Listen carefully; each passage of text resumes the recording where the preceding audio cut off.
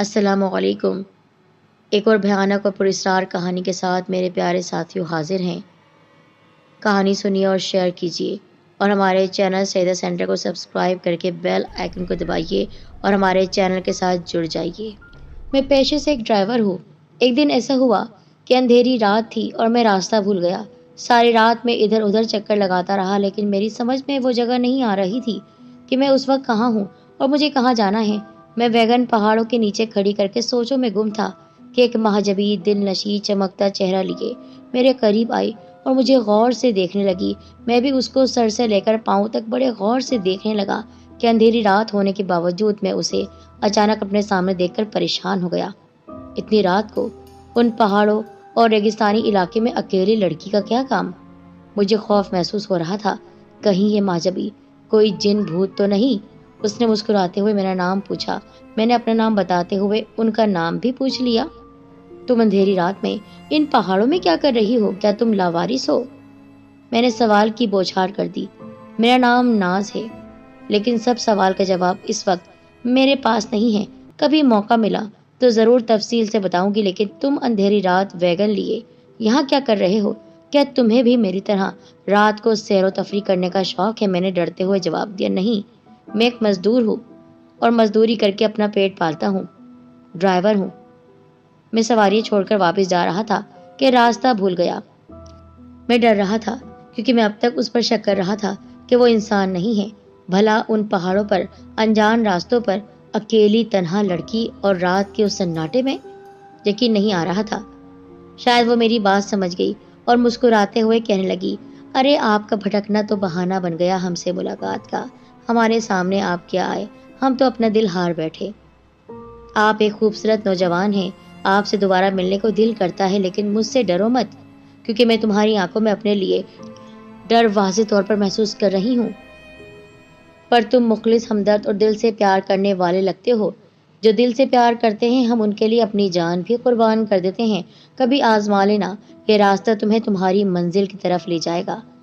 میں ویگن میں بیٹھنے لگا تو اس مہجبی دل نشیں چاند صورت نے دوڑ کر میری سائٹ کے پاس آ کر مسکراتے ہوئے بتایا، آہ کیا خوبصورت مسکراہٹ تھی، کیا خوبصورت آنکھیں تھیں۔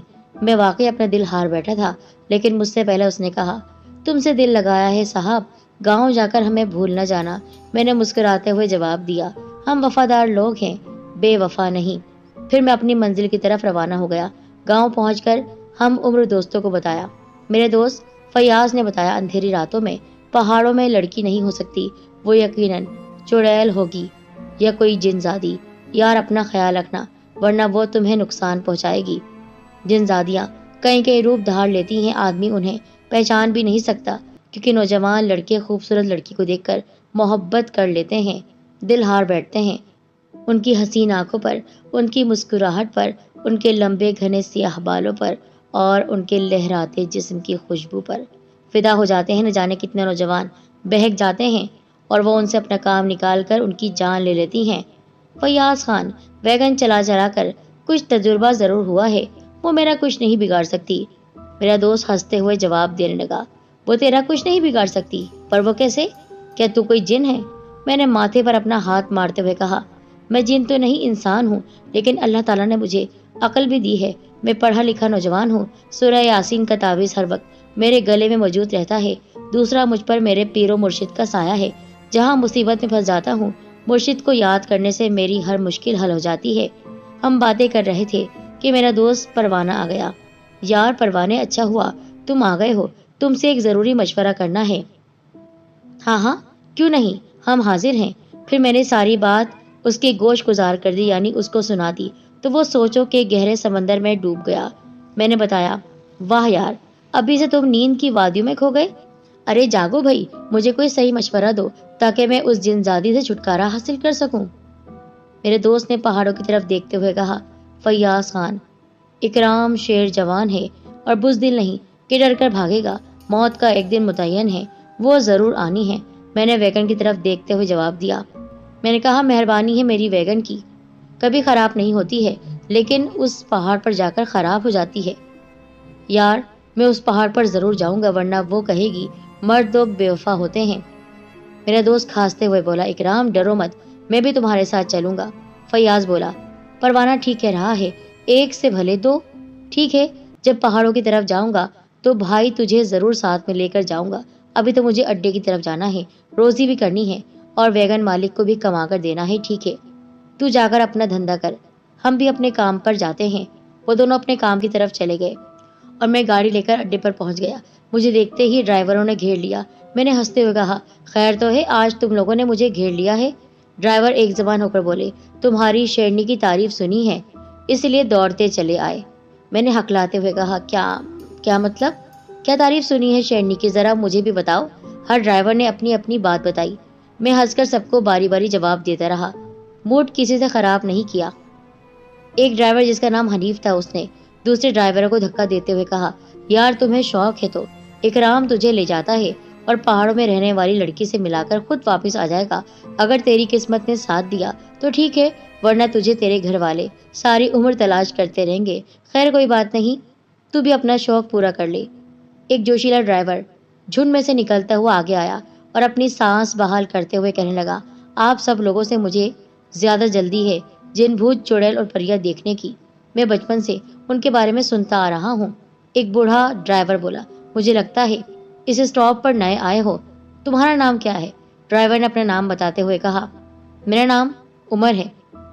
ٹھیک ہے، جنات کو بھی پیار کی ضرورت ہوتی ہے، جو انہیں پیارا لگتا ہے جلدی سے اسے اپنے قابو میں کر لیتے ہیں۔ ارے وہ سب کو مار دیتی ہے، کوئی نہیں بچتا ہے۔ وہاں جانے کی بیوقوفی مت کرنا۔ ارے بھائی، ہم ڈرائیور لوگ ہیں، سواریاں ملتی رہتی ہیں، اس پہاڑ پر کبھی نہ کبھی تو پہنچنا ہے۔ اور پھر اللہ تعالیٰ ہے نا ہماری مدد کے لیے۔ اللہ کے نیک بندے ہمیشہ اس کی مدد سے ہمارے پاس آتے ہیں، ہماری مدد کرتے ہیں۔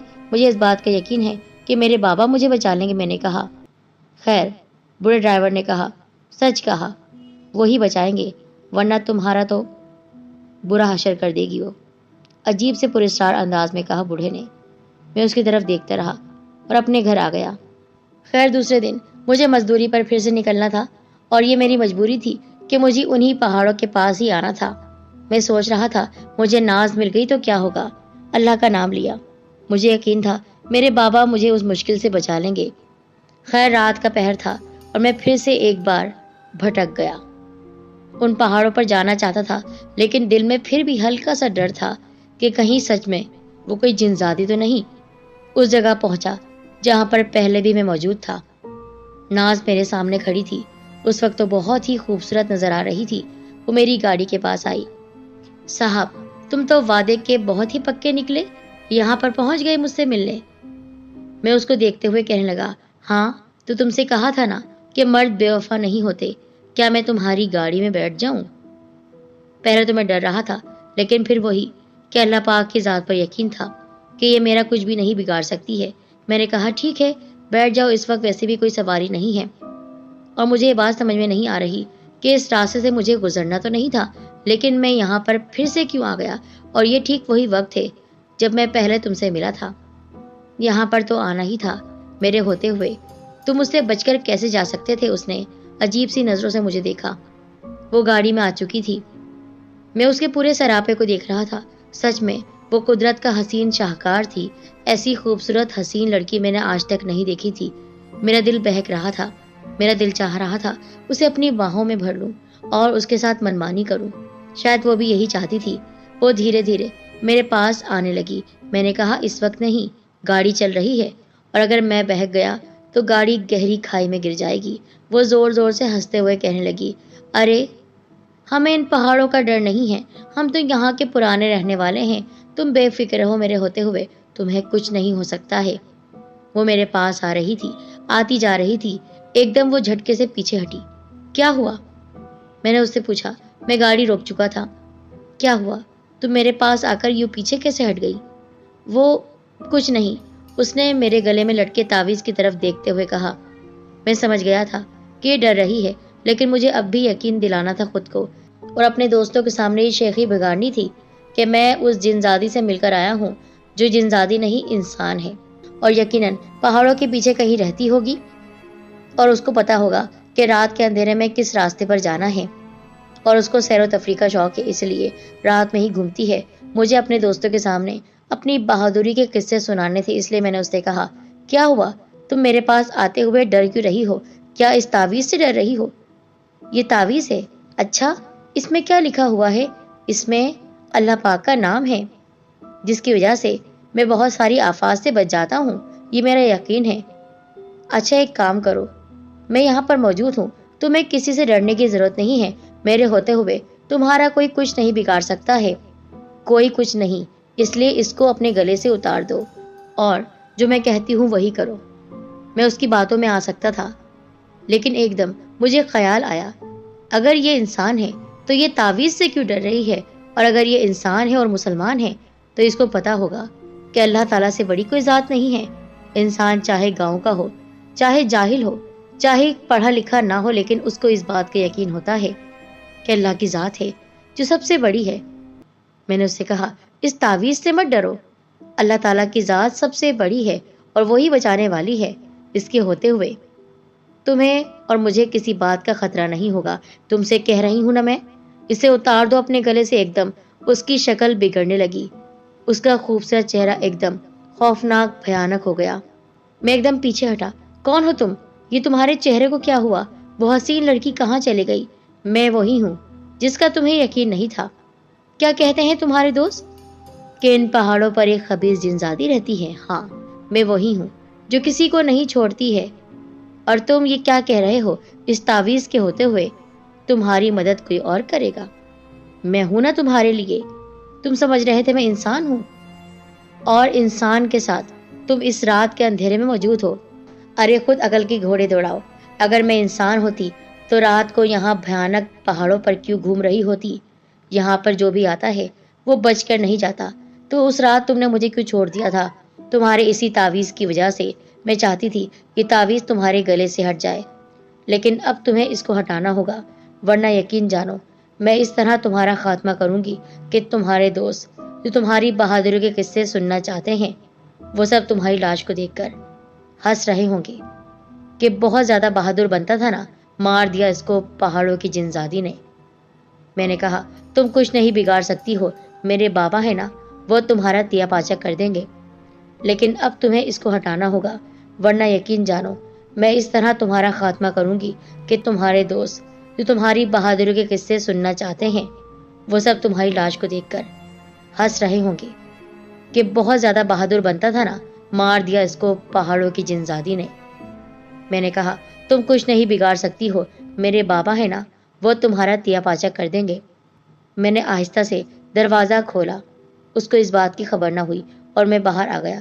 میں نے دوڑ لگا دی، کچھ فاصلہ طے کیا تھا تو وہ میرے آگے آ کر رک گئی۔ میں ڈر کر نیچے گرا۔ یہ میری ماں اور میرے بابا کی مہربانی تھی کہ انہوں نے میرے گلے میں اللہ تعالیٰ کے نام کا لاکٹ ڈالا ہوا تھا، جس کی وجہ سے وہ میرے قریب نہیں آ پا رہی تھی۔